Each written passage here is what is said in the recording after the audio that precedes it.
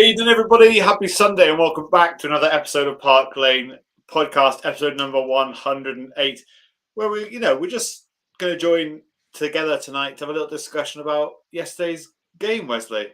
Yeah, at the Etihad. Yeah, Yeah, exactly. why not? Go for it.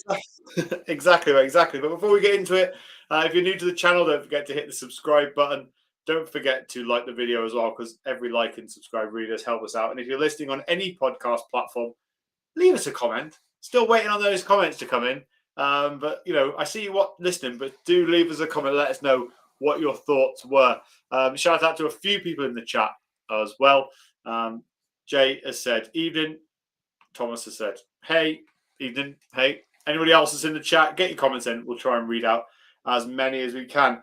We're going to obviously touch on yesterday's game, which Wes was, good enough to be at yesterday for us to give us a kind of complete rundown of exactly what happened. But for those that live under a rock, obviously Spurs ran out 4-0 winners yesterday away at Manchester City. The champions, four-time champions, Manchester City. And Wes, I was going to touch on something else to start with, but I just want to get your thoughts because I can see you beaming from ear to ear. What were your thoughts on the game yesterday being at the Etihad? It's happened again, isn't it? But no, honestly, I'd probably say barring the first sort of 10 minutes or so, it was just I felt like a really dominant sort of performance from Spurs. You'd like to think, obviously, City are going to create chances and they're going to have their moments. I think any team in a game is going to have moments, but I think that was pretty much all we sort of restricted them to. I think, to a man, everybody out on that pitch was phenomenal. But Luke, remember earlier on in the season we were told that you had to park the bus at the Etihad to get a result. But listen, this team, this manager, it's just, they've got what they believe in the way that we play. And to go there, play our football and absolutely dismantle them. It was just an all-round top performance. Like players stepping up finally and taking their opportunities last night. And yeah, it was just absolutely brilliant. Absolute scenes in the away end from start to finish. Again, cracking away support from everybody that was there. So yeah, it was just it was, like I say, it was just a brilliant performance from everybody. And I think it's one of them where, after the game you come out and you try and pick like a man of the match, and you could genuinely make a case for every single player that was out on the pitch. So, I don't think there's been too many times where we've said that. Not only under Ange, but certainly in the last few years or so. But yeah, it was just a real quality performance, and I'm still buzzing off of it. Best part, 24 hours later from the full-time whistle going. So that kind of says it all, really. Yeah, it was one of those games, wasn't it, where like first 10 minutes, you were thinking, oh, this could be a difficult night for us. I always like to think that we can get something against City. It's nothing against Manchester City. It's just that what a lot of teams do against Spurs is they like to sit back and they like to try and say, okay, break us down and then we'll counter on you. City aren't a team that do that. They do defend really, really well. And I'm not taking anything away from Spurs yesterday. Spurs were man for man, absolutely incredible. The tactics, from Ange Postecoglou to switch it to two kind of more holding midfielders, I think worked really well. Pushing Decky out to the right worked really well. I felt like everything that was done yesterday, talk about Ben Davies and Dragusin as well. Both of them I thought were outstanding yesterday, and taking nothing away from Spurs. But we can always get at City, I think, with the way that we play. They could also get at us, but I think if we watch the Carabao Cup game and this game, our attack can get at City, and I just thought that yesterday we were miles and miles better. But before we kind of talk too much about yesterday's game, I want to talk about something that Decky said during the week, because I'd written this down to talk about, and then I saw his performance yesterday, and I thought I can't not bring this up. Shout out to Lucy Gordon, by the way. Thank you for tuning in, saying keep up the good work. This is what he said. He said, I think there are a couple of factors and one is here inside the training ground. This is to why we haven't been performing that Hmm. well. To be a champion, you have to be a champion every day. You have to give everything every day. I feel like we lack a little bit of discipline in terms of that consistency. That's what is missing. The quality is there, the football is there, but you have to do it every day. You can't be happy because you win a game, 2 games, 3 games. You have to win every game, aim to win every game. I think these are the steps that we have to take. We have the football, but we have to get more disciplined. Maybe someone else has a different opinion, but that is mine. I just felt like, I saw somebody in the comments of that say, "Oh, he's called out Ange Postecoglou for his tactics," and I thought, I don't know where you've got that from, but that mentality is what we need at this football club, and he's right. We can't say, "Oh, great win against Manchester City. We'll relax against Roma. We'll relax against Fulham." We have to, they every day they have to go in and say, we're going to make it happen today because they're the only people that can make it happen. No one else is. And I think they've had long enough now to learn how Ange wants them to play. It's now just about them performing it on the pitch. And I thought that what he said was brilliant, and he showed it against Manchester City. Yeah, no, I think he almost displayed that sort of champion-like performance because he was absolutely phenomenal again last night. And yeah, I mean, I completely agree with him because you look at teams that have been able to be successful year upon year upon year, they have this hunger, that desire to win at all costs. Like even if it's, playing pool in the Yeah. sort of relaxed area at the training ground or whatever, like in the common room or whatever, like yeah, I want to win that, or whether it's table tennis or like whatever they do, they want to win. So I think we have to sort of, it's difficult to have, but I think once you get a little bit of a taste of it, it's then like, right, I want more of it. And I think that's why Mourinho in particular always goes strong in the Carabao Cup or the League Cup, because he then gets the players that taste of and that feeling of winning, and then all of a sudden it breeds onto other things. So I think that's why a lot of, even Pep's done it over the years. Again, gone fairly strong in Carabao Cup games, and obviously, his record in terms of how many he's won sort of speaks for itself. But it just gives the players that little sense of, okay, this is what it feels like to win. But then it's like, right, that's done now. We need to win the next. When's the next win coming from? So, yeah. But no, like I say, I think with Decky last night again, he was superb, and I think he's starting to show leadership qualities um, in terms of like his words and his actions. Because Yeah. anybody can talk about all of this kind of stuff, but then you got to back it up on the pitch.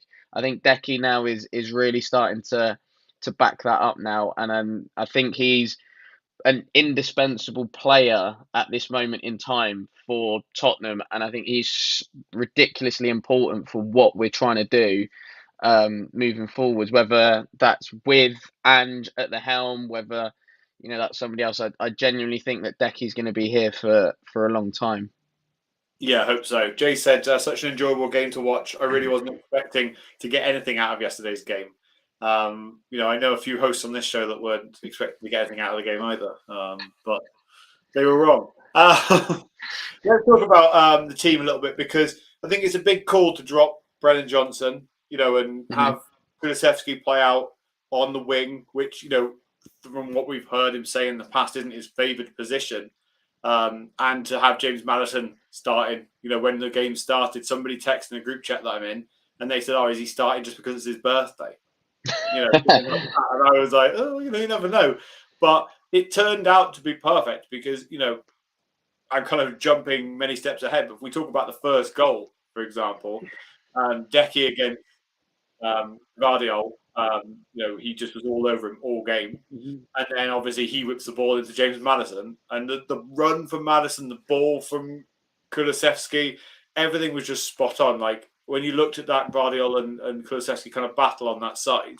And fair play to Dragusin as well, because he's the one who whips the ball out to Kulusevski, Hmm. from the back, which is a little bit more direct than we probably would usually play. But it worked really well. And he just pushes Guardiola away, gets that space and whips it in. It was just a great finish, wasn't it? Yeah, and I think, like you say, that battle that Decky and Vardiol had was a really really interesting one. It felt like Decky just sort of had Vardiol's number, near enough at every given opportunity. And yeah, I think the timing of the run from Maddison is fantastic. Doesn't really have to do a lot with the finish apart from just get a connection on it and almost guide it goalwards, which is what he did. But yeah, I think it was a big call from Ange to drop Brennan Johnson sort of in the form that he's been in of late. But listen, it worked, and obviously Brennan Johnson coming off the bench to get the fourth goal as well. And I think you looked at the bench yesterday and it was like, if it does get a bit sticky, we ain't got much to change this. But then obviously the two more experienced lads in Johnson and Werner obviously combined for the fourth goal. And I think that's kind of maybe Ange's thinking is like, right, I've got some speed merchants to come off the bench if the game is a little bit tight, just to then try and stretch the game. Yeah, definitely. Shout out to Ronnie, who said big win, big up, great win. Let's hope we can keep it going. We need to win the next 2 games. And then Wesley, your dad, said we were on fire yesterday. We were. Callum, better late than never, mate. How are you? Yeah, not too bad, boys. Not too bad. I thought I'd pop up because I didn't have to be the morbid sod that I usually am, or Davies to bring the mood down. So I thought I'd come on for a cheery one tonight. You know what, mate? I was having dinner today. And I was saying to someone, I was like, I reckon there'll be loads of us on the show tonight because everyone's happy that we won the game. If we lose, only usually me and Wes. Oh, well, we're all here. Well, it's either that or you give me, or you give me and Dave the therapy sessions, don't you? Where we have to go Enoch in, Enoch out, all that bollocks. So, I mean, it's actually nice to be talking about something where we're actually on a high, aren't we? At least after a poncy 2-week break again from international break. Yeah, no international break until March or something, isn't it? So, yeah. Do you know what? Talking about international break, big up to San Marino. Qualified out their group in the Nations League. You got to love a bit of that. No, it was their tweet under the scoreline. That was the big one. That was the best one yesterday. Callum, what were your thoughts on yesterday's game, and also like tactically from Ange? We mentioned about pushing Decky out wide, having kind of 2 more kind of I want to say central midfielders. With the likes of Papsar and Bissouma. I know they play slightly different roles to each other, but I feel like that's the better option for Spurs going forward, having those 2 type of players in the middle rather than having Decky and Maddison playing at the same time. Yeah, no, you're spot on, mate. I mean, they had the shielding impact that we wanted. It provided that extra sort of like a back 3 at times sort of thing with Davies and Dragusin sitting there, and then Bissouma in front of them, with then Sarr playing as a pivot to the left and Maddison playing further forward on the right, sort of linking in with Decky, but he was at times playing a little bit of a shadow striker role sort of thing, where he was playing off the back of Solanke or playing inside of Son and Kulusevski. So now I thought Ange put together a good setup. I think the best he could. Sort of thing, because I think with a game like this, you would probably hope for maybe Bentancur. You might have hoped for at least maybe Romero, but I think he would have just been a pain in the arse yesterday if he played, to be honest, because the City players were definitely getting in the defence's faces and all that. I mean, you saw De Bruyne go into Sarr at different points, Haaland being a petulant child as well. So, I mean, I think Romero would have bitten on that and actually probably put us down to 10 men, knowing our luck if he played. Mickey could have been a little bit different for us, might have given a bit more of a dynamic, but I thought Udogie played well down that left as well, and even he was screening Davis quite well, to say the least, when he was playing more of an inverted fullback role but in a defensive formation, whereas it was sort of Udogie as the back one of the 4 and Porro going forward. So no, I think Ange actually stacked us up well, to be honest. And I mean, I loved seeing Solanke's link up play again yesterday as well. I mean, the man has come in and done wonders. Even if he don't score, he gets an assist or a pre-assist as well. So no, I thought it was an all-round good performance, and definitely Guardiola is looking more and more like Ten Hag at the moment. Let's put it that way. I've even seen tonight people superimposing Ten Hag's head onto Amorim's head as well. So I mean, that's quite concerning as well. 1-1, 1-1 Was it? altogether. Oh dear. Yeah. So So I Johnny mean, to said, be fair, United have done one up on us against Ipswich. yeah, fair enough. Johnny said, imagine a Carabao Cup final, Arsenal versus Spurs. Obviously, Johnny being our resident Arsenal fan in the chat. Do you know what? It's something I would rather we didn't have, to be honest, ever. I'd just rather the cup final that didn't exist. It's just going to be too hard for the eyes, isn't it, to watch that? Thomas has said something interesting, which we will get on, Thomas. He said, can we talk about Werner's masterclass versus Kyle Walker? Yes, we will get on that shortly. Let's discuss the second goal for a little bit. Actually, no, do you know what? I'm not going to go in goal order. I'm going to talk about things I want to talk about. So let's talk about Dragusin and Ben Davies yesterday, because, for those two, obviously Dragusin's been playing a little bit recently. His agent's an absolute bellend, isn't he? But we won't talk about that. He's been playing a little bit recently, obviously, with Mickey van der Ven being out.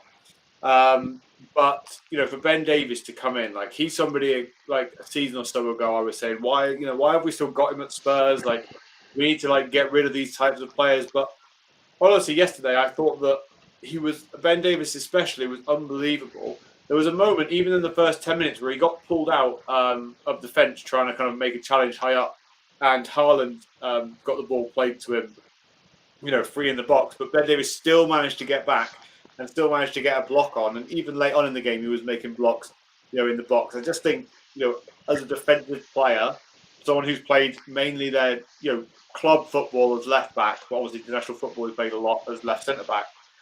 I think he hasn't put a foot wrong recently for us. What do you think? Who's that to, Luke? Yeah. Oh, sorry. Yeah, no, exactly.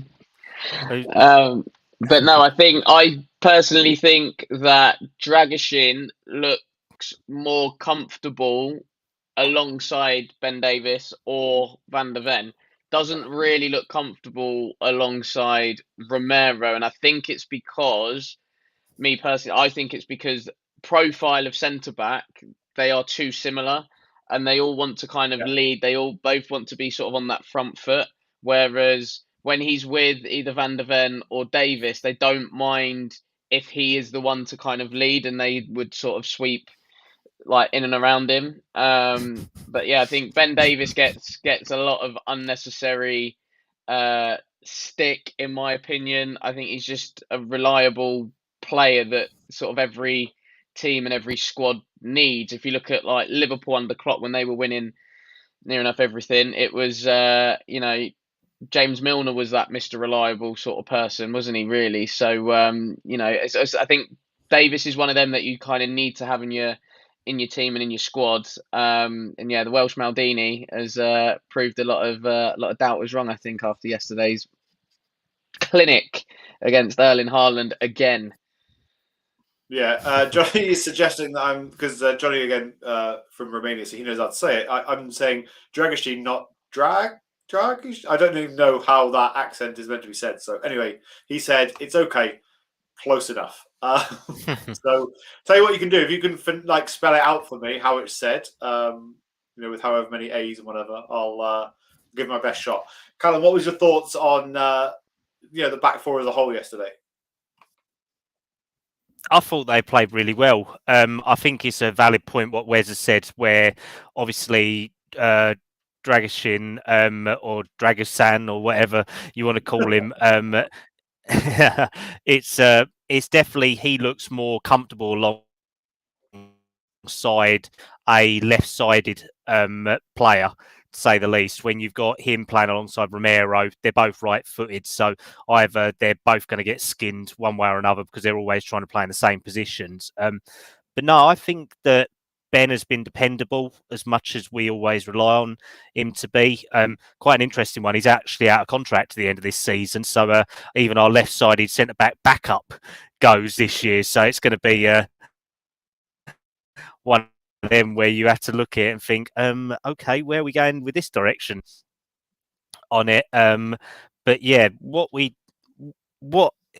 really interested me was that they sort of actually didn't press as high. They kept their line and they they managed to pull City offside so much yesterday. I mean, Savinho couldn't stay on side. Haaland is always offside at the moment, to be honest. And they played really strong in the way that they functioned. So no, I really enjoyed watching it, and it was good to actually not have a flappy keeper as well. That was reassuring. Actually seeing Vicario taking lots of catches yesterday. He made some cracking shots, stopping blocks yesterday, but also was catching corners. I think he caught a free kick as well at one point. I was like, freaking hell! It's like him from last season.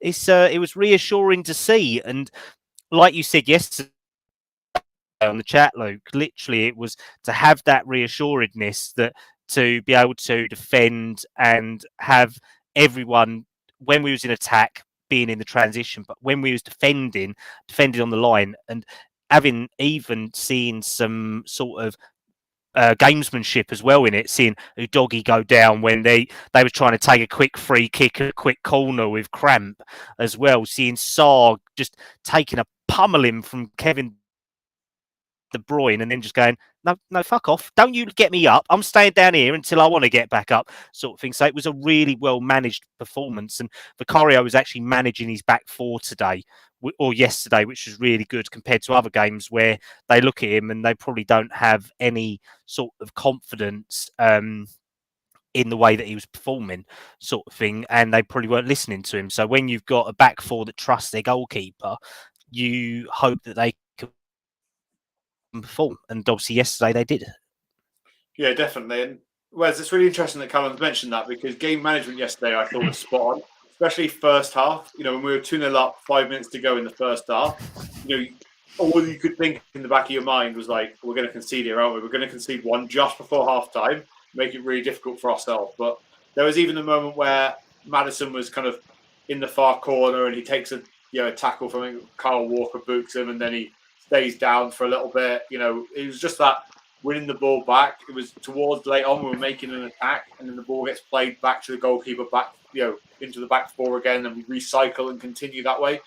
It was really, really clever gamesmanship from every single player yesterday. Like, I can't put, say that anyone didn't play, as high as they could. Even Udogie, who I've been, big kind of been saying this season, he hasn't played as well as he could have done, but even he, I thought, was really good yesterday.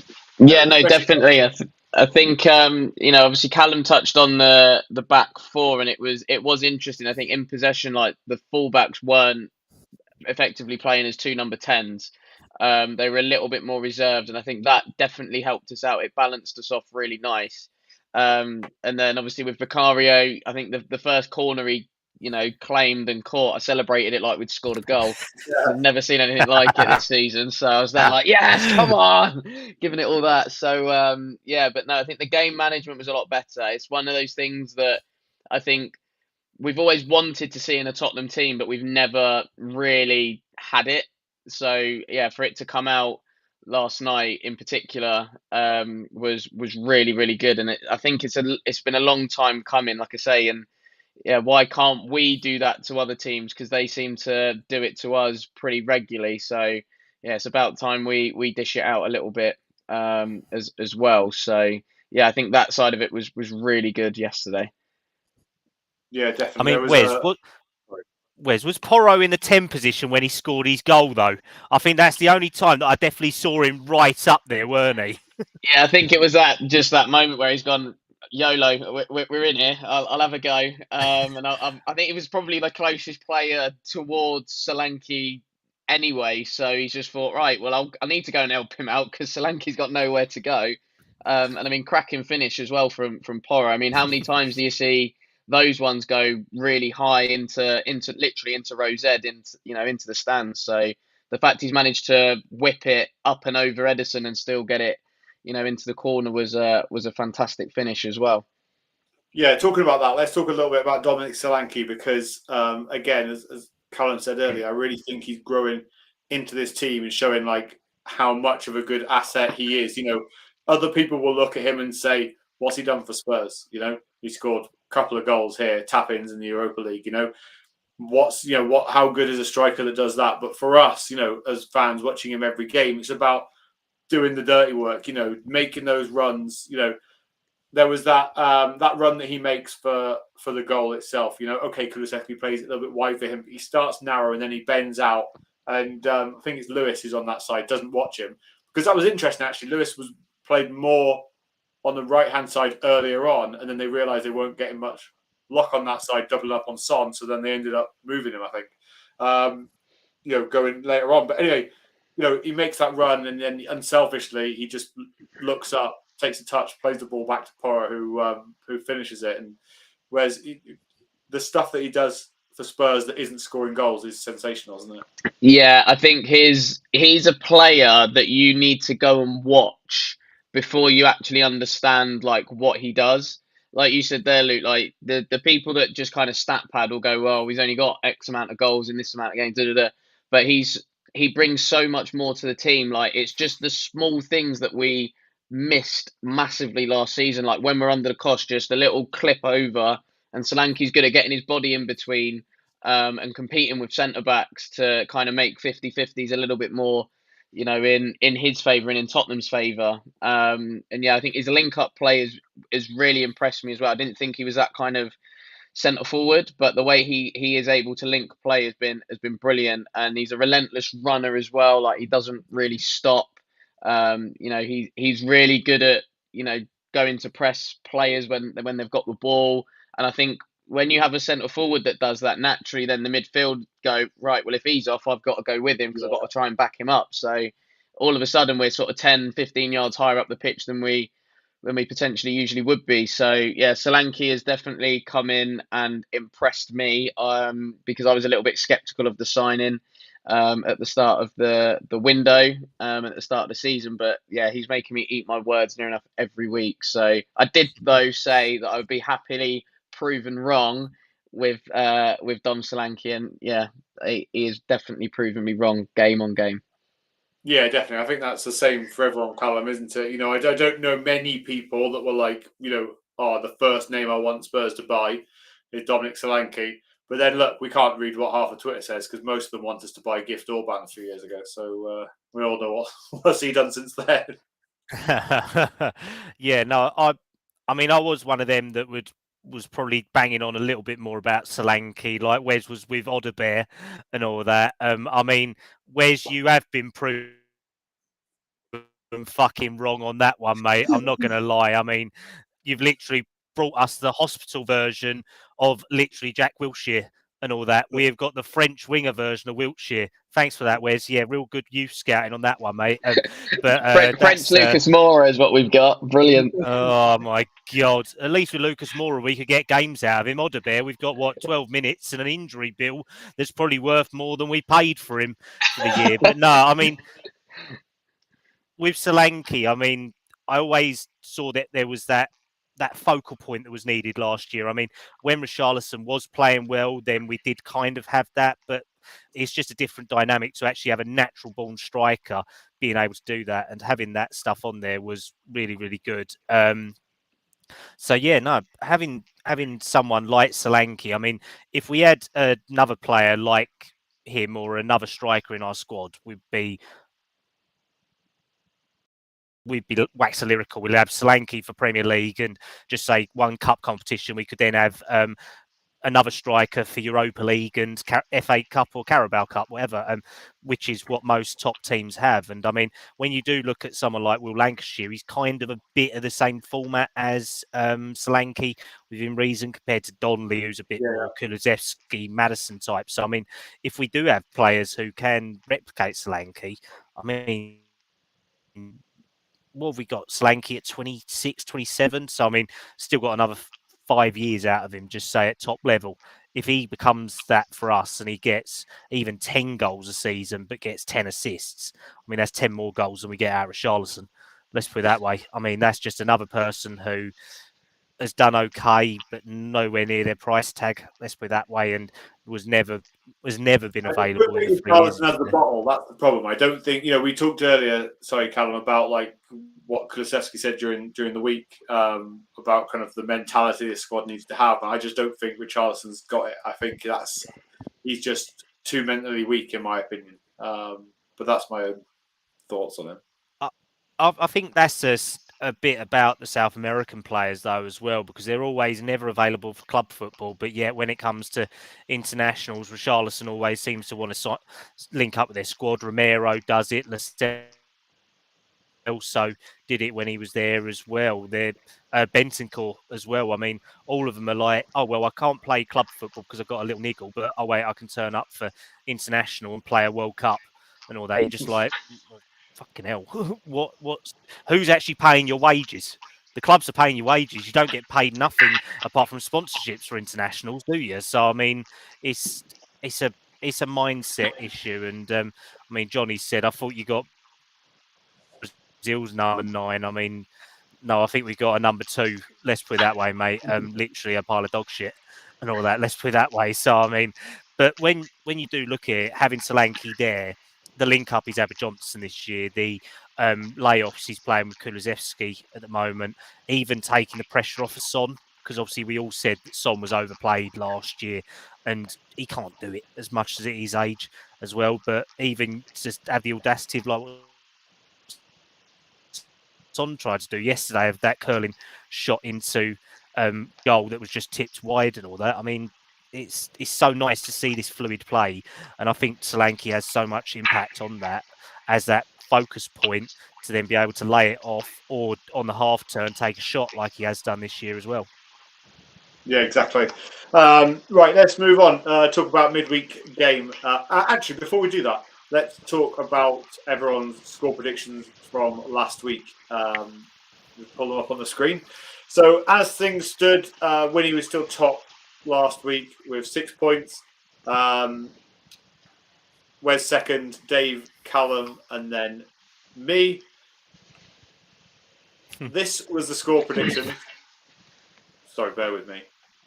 Just give me 1 second. Where's? Okay, done it. Sorted, don't worry. There was a bit of feedback coming. I was just sorting it out. So the scores were, I went 3-2 Spurs. Winnie went 4-2 Spurs. Dave went 3-1 City. Callum went 2-1 City. And Wes went 4-3 Spurs. So none of us got an exact correct score. I don't think anyone in planet Earth would have predicted 4-0 Spurs. But myself, Wes, and Winnie all got 1 point each. So that takes me off the bottom in level with Dave and Callum with 4 points. And then Wes and Winnie battle it out at the top with 7 points. Quickly, Wes, what are your thoughts about being second? Yeah, I'm happy at this stage. Obviously coming in as the new kid on the block almost. Yeah, I'm happy to be second. But listen, we just keep going game by game, week by week, and we just keep improving. And we'll see where we are come the end of the season. That's where it really matters. I just can't believe how little points we have at this stage of the season. 7 points is the leader, and the rest of us are all only one correct score behind. So you never know what's going to happen. I'm going to go for a Christmas turnaround to try and get up that table by the time Christmas comes. I thought you was going to say a Christmas turkey then. I was going to say. Oh, one of them, definitely. Anyway, let's talk about Roma, Callum. So, the games come thick and fast, especially, up until New Year from now. Probably one of the more tougher games that we've got to play. But obviously, we've got the benefit of having a few wins already in the Europa League. The loss to Galatasaray is not ideal. Kind of means we really need to get something out of this game, at least, a draw. What are your thoughts leading up to the Thursday night's game?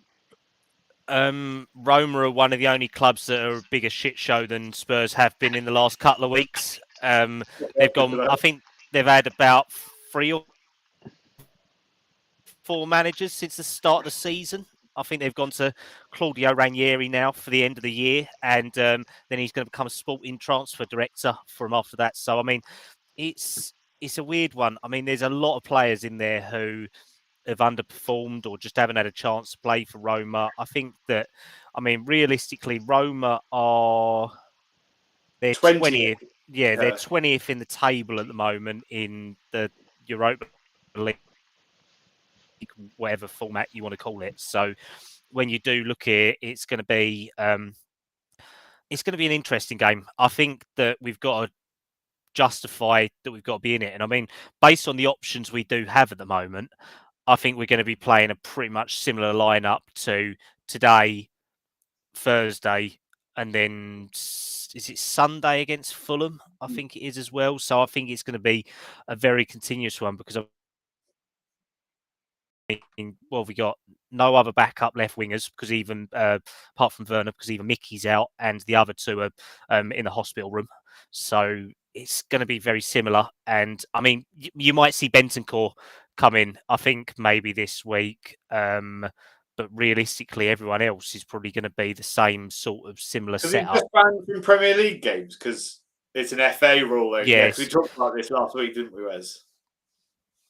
Yeah, so he's banned for all domestic. Yeah, so he's only banned. Oh, sorry, one of you. Yeah, banned for Where's domestic games. Banned for domestic games. So he's available for Roma and the Rangers in Europa League games. Yeah, I think there's a slight delay on your end, Callum. That's all. Oh, okay, fair enough. But yeah, I'm just looking at the table now. 20th in the Europa League table. We've got 1 win, 2 draws, 1 loss. Scored 3, conceded 3. Not high scorers, are they? Wait. Yeah, scored 3, conceded 3. 5 points rather than Spurs. Currently, so obviously 3 wins, 0 draws, 1 loss, scored 8, conceded 4. So, home game, Johnny. So yeah, when you look at it on like facts like that, we should easily win this game. It should be a winnable game. I only think the issue that we have is the name Roma. Synonymous in big European competitions over the years. Especially growing up as well. So I think as long as we can get the mentality right, we should be all right. But what do you think about the starting lineup, West? Because Callum's right. No Lancashire. Obviously, he got sent off against Galatasaray. Probably won't have a fit centre back. Of Van de Ven or Romero. So that means probably going to have to play Dragusin and Davies. Obviously, if we're looking at left back options, there isn't really any because Jed Spence isn't registered for the Europa League. So it gets quite interesting. I think we'll probably see Timo Werner play. Potentially, again, the likes of Bergvall. I would like to see Sarr stay in. I know your dad just said how good was he because I thought brilliant whenever he's come in. And I think he's key in that midfield. But what else do you think, or who else do you think will play? I anticipate Archie Gray coming in one of the fullback areas. Whether that's left or right, I'm not 100% sure. I'm with Cal. I think Bentancur probably comes in. Obviously, with a lot of games coming up, if it's an opportunity to potentially rest Basuma, then I think we need to sort of take that option up. Yeah, I think Bergvall plays, Werner plays. Johnson will probably start on that right hand side, which could have been a factor as to why he was maybe on the bench. Last night.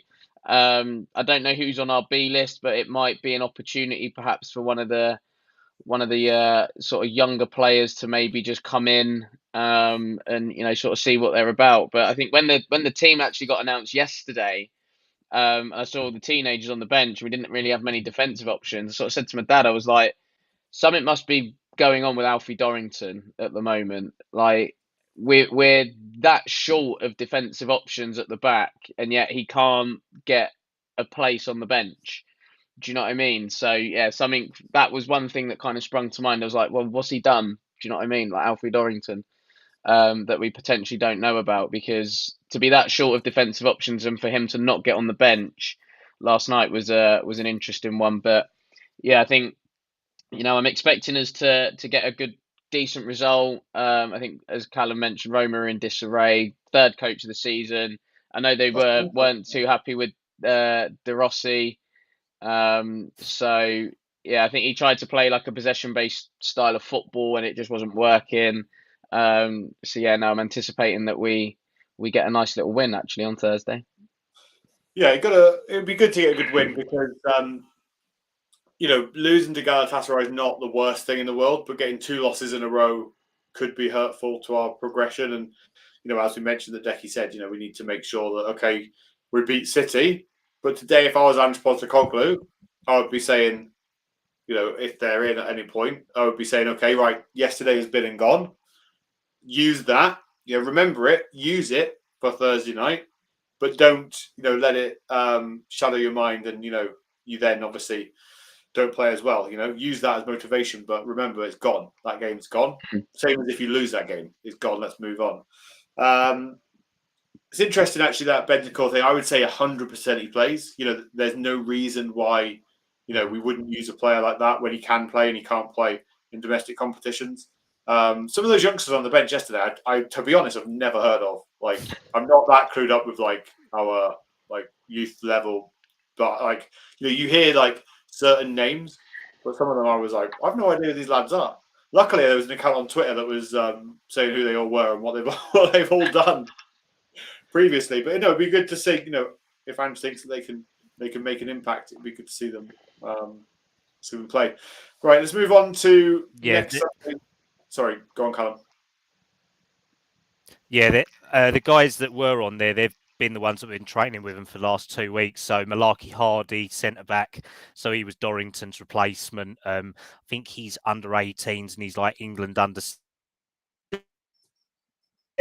17s captain. Olasesi as well is the sort of midfield backup as well. And there's a couple of others like Herbie James and I think it's Barnett Harris or something like that, who's like the next up and coming winger behind Mikey Moore in the academy as well. So they're the sort of options that we've got at the moment who are sort of in and around the first team training. So I think it's just because numbers are so depleted that literally even Lancashire is making up the last man as well on there when he couldn't even get on the bench apart from in Europa League earlier in the season. Yeah. Right, let's move on to Fulham. Callum, we'll start with you. Obviously, they lost 4-1 this weekend to Wolves. I expected them to play a bit better than they did. I was in last person standing and backed Fulham this week to win. Obviously, they didn't, so screwed me over completely. But they have been playing quite well this season. They were sitting above us in the league. Marcus Silva's doing a good job. What are your thoughts on that game again? It's a home game. Should be able to beat Fulham, right? Theoretically, yeah. I mean, they was in disarray yesterday. Really not a good showing at all from them. And I'm sure I'll be taking the piss out of Barney this week when I'm on with him later on Harry's show. So let's put it that way. It'll definitely be rubbing a bit of salt in the wound. But no, I mean, the amount of players that Fulham do have, they probably have a stronger squad at the moment based on players available than us. They probably have more options. But like you said, it's a home game. We've got 2 home games in a row. We're not going to get lucky like that for a while. Let's put it that way, because we played a lot of games sort of backwards, forwards. So if we can get a win against Roma and then do it against Fulham, then hopefully we get some momentum. Because I mean, we know our away form's pretty shocking, so we need to take advantage of these. And if we can nullify people like Jimenez, Smith Rowe, people like that, then we'll actually be able to do it and be in control of the game. Let's put it that way. Yeah, definitely. Wes, you've been to obviously a lot of Spurs games. Fulham being another London club. Do you ever feel like, when it's like when you play any kind of like derby match? Do you ever feel that against Fulham, or you just think it's just another side in the Premier League we've got to beat? Yeah, it's just, there's no. I think with certain London derbies, it's just like, okay, you are just a team in the Premier League that happen to be in London. Like, put it this way, if Fulham weren't in Fulham or in London, like no, like I don't think anybody would kind of be, bothered to be honest. No disrespect to Fulham fans, but it's like, if they weren't in London, then it wouldn't kind of get a little bit more potentially like added attention, if that makes sense. Yeah. But yeah, I just kind of see Fulham as like another Premier League team that we should be able to get a result against. But obviously it'd be a little bit difficult, I think, potentially coming off the back of a midweek game. Would we potentially have a hangover from the Thursday night game with certain players, etc.? But yeah, I think Fulham do have quality in their team. They've got dangerous players at the top end of the pitch that can hurt any team. I think we've seen that at times this season. So yeah, I think Marco Silva's building and has built a half decent side there, and it's not going to be easy by any stretch of the imagination. I feel like they're going to be a little bit settled. What might kill them is the fact that Joachim Andersen went off yesterday. So if his injury's more sort of serious than first feared, then Fulham might be in a little bit of trouble, because I think he's done really, really well for them, added a lot to their back line. I was actually a little bit surprised that Palace got rid, if I'm being honest, because he was a good commanding leader at the back for them. And you could argue, actually, when you watch Palace this year, that he's been a player that they've definitely missed in their back line. So yeah, Fulham's going to be a tricky one, but hopefully Ange and the boys get the job done. Yeah, definitely. And I'll ask you both the same question, and I'll come back to you first, Wes. Do you think there's no reason for Ange, obviously apart from there being a midweek game, to change the Premier League lineup for the Fulham game from the City game? No, I think obviously in an ideal world, I think he'd probably stick to that Premier League team for the Fulham game. But obviously we do have that midweek fixture, and with the availability of certain players potentially not being available, it might throw up a little bit of a headache, because we don't want to overkill the players because of the schedule that we've got. I think we're pretty much playing twice a week, near enough every week now through until sort of January. So yeah, a lot of games. I think it's just about managing who we've got available and giving players the right level of opportunities at the right times, I think. So yeah, I'd like to potentially see a few more changes perhaps on Thursday than I would on Sunday, that's for sure. Yeah, Callum, do you agree with that? Yeah, definitely. Based on the players that Fulham have, like Wilson, Jimenez, who's the other guy that they've got, the other striker? I can't Manice. remember his name, but he's definitely like sort of quick, and Manice, yeah, definitely quick and a poacher type. So I mean, I think this is a game with Basuma's name written all over it. Someone who can be press resistant, who can sort of shadow that back line. So if you've got a choice of dropping Basuma for Thursday and putting in Bentancur, well, then it's hands down what you do compared to Sarr, who has just energy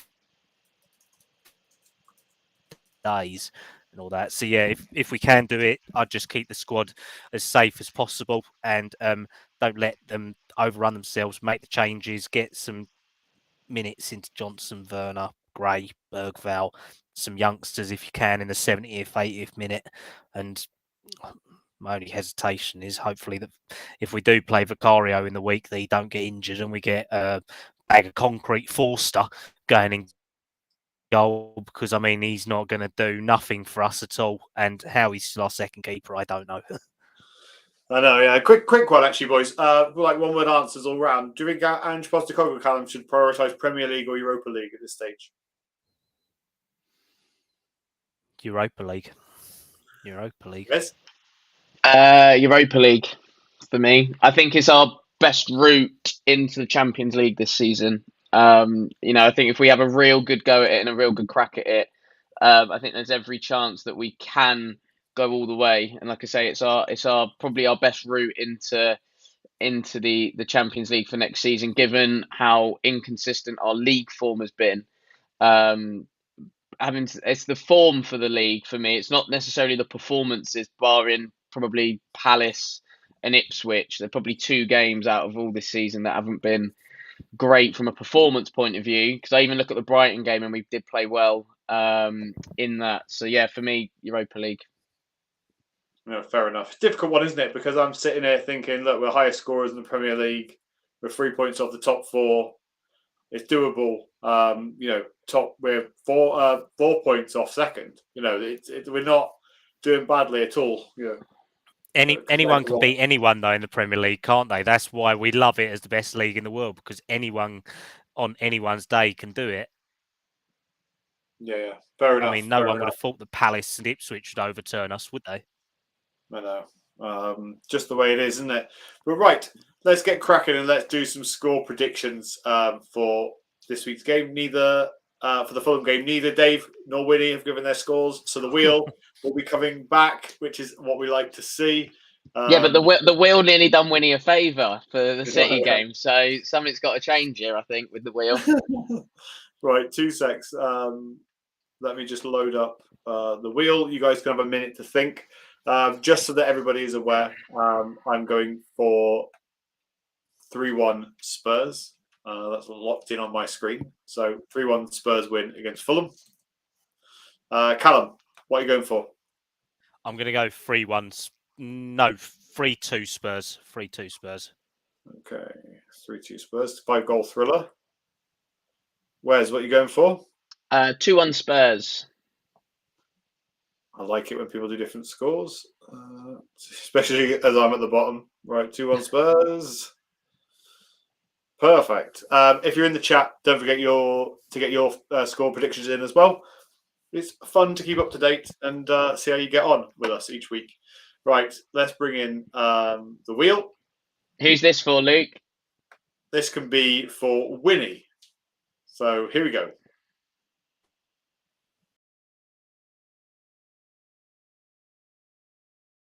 Oh, there's 2 3-2s there, annoyingly. Right, 3-2 Spurs. Same as Callum for winning. That's what happens when you can't trust the person that creates the wheel, isn't it? Yeah, you are dodgy. You're dodgy. You're useless. We're used to it now. Change that. 1 second, everybody. Quick amendment. So we'll change that to. I assume that's going to be 3-3, right? Anyway. Well, therefore, Winnie's score should be 3-3 then, because that's what it landed on. Just throwing it out there. I'm just putting it out there. Look, it's landed. If it's okay, it's fine. changed. Yeah, 3-3. We'll give him 3-3. Right, Dave. Cool. Here we go. He's going to have like 12-2. Oh, got the 5-5. 1-1. Oh. 1-1 draw. If anyone can think of a better way to do this wheel in the comments, let us know. I'll try and figure it out. But currently, I think we should just take draws out because Ange's teams don't draw. They either win or lose. There's no in between. I can't remember the last time we drew. But then that means that Dave, that's good because that means Dave doesn't get any points if they don't get a draw. So that's absolutely fine. Right. So the scores are locked in. I've got 3-1 Spurs. Winnie's got 3-3 draw. Dave's got a 1-1 draw. Wes has got a 2-1 Spurs win, and Callum has got a 3-2 Spurs win. Some scores that were going in. Wes' mum gone for 2-1 Spurs. Who else we got? Johnny has gone for 4-4. I think fucking hell, absolutely wild. If anyone else got any scores, don't forget to put them in. Colin said, Johnny said our last draw was at the Etihad. Well, oh, Colin, yeah, Colin that's said wild. that. Anyway, I thought Johnny said it. That's all right. Anyway, that kind of wraps us up. Unless anyone's got anything else to. Actually, we have got something to discuss. I promised at some point that we would discuss Timo Werner absolutely destroying Kyle Walker. So let's touch on that before we finish. Wes, I don't even know what happened because Timo Werner suddenly gained about 50% extra pace, and Kyle Walker looked like he was running in mud. But maybe it's just what confidence does to you, right? I think Kyle Walker was running in quicksand, never mind mud. But no, looking at it yesterday, I think there was an incident as well in the first half where Son had gone past Kyle Walker. And it was quite alarming from my perspective because you very rarely see Kyle Walker get beat in a 1v1 situation. So to kind of see it happen twice in the same game, alarm bells are ringing. And I think Kyle Walker... There was a few City players yesterday, don't get me wrong, that were off it. But the age profile of that City squad is just getting on the aging side of it now. You got Kyle Walker sort of 34? De Bruyne 33, Gundogan 34. So Gundogan looked like he couldn't move yesterday. Genuinely. And he looked like he had too much paella in Barcelona as well, by the way. Honestly, couldn't move. I felt so sorry for Rico Lewis because he was having to cover him like you wouldn't believe yesterday. But yeah, Walker getting done like that. Like you say, Werner just kind of started going and then got quicker and quicker. And then Walker kind of went, yeah, I've got him here. And then he realised, actually, no, I haven't.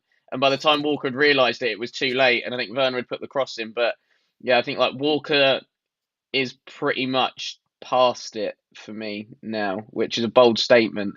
But yeah, watching him yesterday, it just looked like, yeah, he's past it. So yeah, I think there was a few, like I say, Gundogan looks off it. De Bruyne doesn't look doesn't look right at all. So yeah, I think there's a few in that City side that you look at and go, could probably do with a bit of a refresh in the summer. But I think they'll probably do it gradually. Obviously, Pep's got his 2-year contract now, so yeah, I wouldn't be worried or concerned from a City point of view because they kind of have their house in order and everything. But yeah, the age profile of the squad isn't on the right side for me from a City perspective, so it definitely needs a refresh.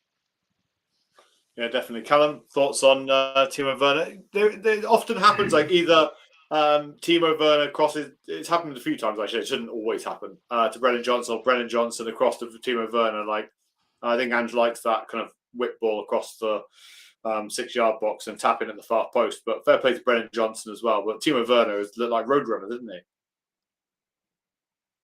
Yeah, definitely it's that sort of atypical Ange goal, that L-shaped goal, that running and tapping sort of thing in it. But no, I mean, I thought that literally the pace that Timo had yesterday was unbelievable. I mean, he didn't look like someone. I mean, I'm glad he didn't shoot. Let's put it that way. I thought that he was going to literally keep running, and instead of crossing it, I thought he was just going to run it out of play. I just thought, oh, fucking hell, here we go again. You've only just come on and you're going straight into the corner flag and into the holding. But no, I mean, he skinned Walker. Rico Lewis got skinned yesterday as well. I mean, Gavardiol was all over the place as well. So there was no one sort of picking up them runners. So, I mean, there was definitely a lot of space for our players to go into. But I did see after the game that when the Man City team bus was pulling away, the OAP bingo bus was going along afterwards, and it did have Gundogan, it did have Bernardo Silva on it, it had De Bruyne on there as well. They was all going off to go and play around a bingo afterwards and taken back to the home for the day. So no, it was interesting to see. But no, it's really difficult with Timo because he has these moments of magic, and when they do come about, it has a really good effect on games, but it's just so few and far between. And with Ange's style, you just kind of hope that something can come off it. And Timo's done that twice in the space of about 4 weeks now against City. He did it against United as well, but it's in the smaller games where he probably needs to have them impact, where we need his pace to break down them low blocks. And it's really good seeing him have a moment like this. I just want him to do it more consistently. That's the thing. Yeah, 100%. Especially when it looks like we can't terminate his loan, which a few people were saying we could.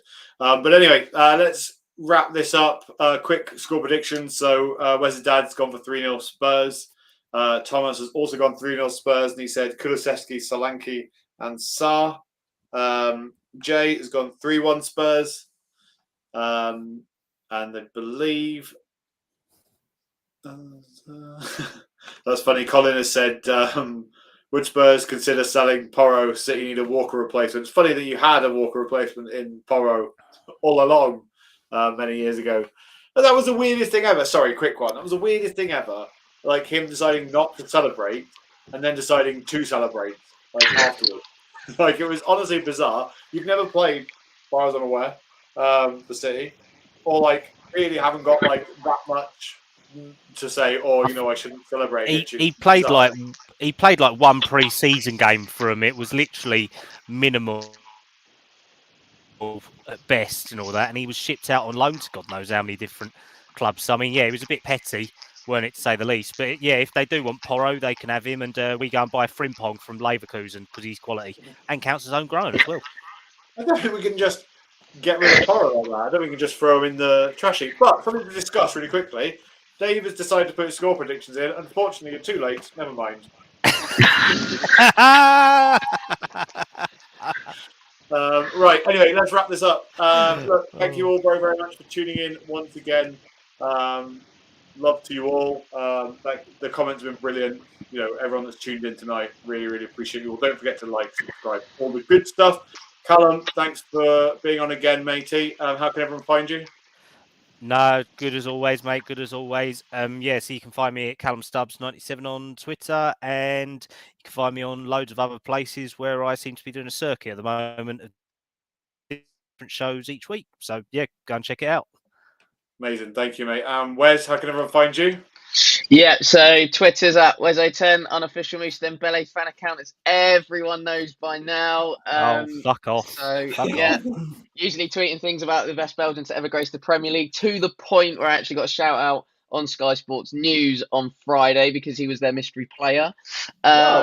So, yeah, I had to do that one because it was Moose. Instagram's at Wesley32. Obviously, was at the game yesterday, at the Roma game on Thursday, and at Fulham on Sunday. So if anybody does recognise me from something, then please come and say hello. I'm not a monster, and I will actually talk to you. And then Fry a pack of chips at him. Fry a bag of chips at him. It'd be brilliant. Get him attacked by seagulls. He'll even pay you to do it. It's how he enjoys himself.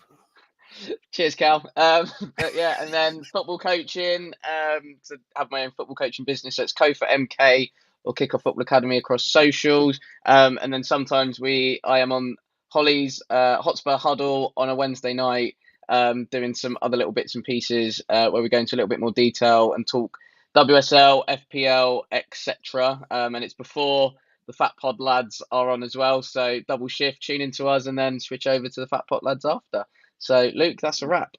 Mate, love that. You've done everything that I needed you to do. Hopefully the Fat Pod lads will be back this week.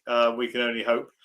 Dave's here, so hopefully he's getting the hint by now. But anyway, thank you all very, very much for tuning in. You can follow me, Luke_Park Lane, or more importantly, follow us at Park Lane Pod on all social media. And wherever you find your podcasts, make sure you leave us a review. Send a little comment as well. We'd appreciate that. And anything else, hit us up. We're more than happy to have a chat, or just ignore us and tune in every week as you usually do. Thank you all once again. We'll leave, as we always do, with a massive "Come on, you Spurs!" Come on, you Spurs!